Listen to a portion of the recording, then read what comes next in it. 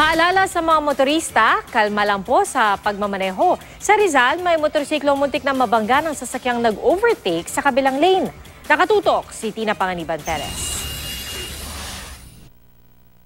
Papunta raw Laguna ang rider ng isang motorsiklo nang muntik na siyang maaksidente sa Pililla, Rizal. Nasa pakurbang bahagi siya ng kalsada nang bigla na lang may sumulpot na sasakyan at muntik nang mabangga ang rider. Sa video, makikita nag-overtake ang sasakyan sa sinusundan nitong tricycle kahit bawal mag-overtake sa double yellow lane. Plano ng rider na maghain ng reklamo tungkol dito. Kahit anong ingat daw nilang mga rider sa kalsada, balewala raw kung ganito ang mga kasalubong nilang motorista. Pinag-uusapan din sa social media ang video ng isang kotseng palipat-lipat ng lane sa Coastal Road. Tingin ng uploader, iniinis sila ng driver ng kotseng sumisingit mula sa kabilang lane.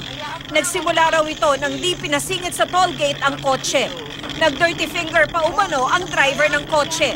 Nabahala raw noon ang uploader dahil baka masagi nila sa likuran ng kotse.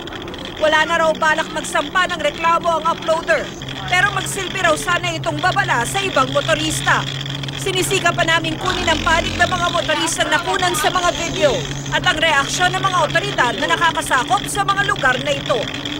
Tina Panganiban Perez, Nakatutok, 24 Oras.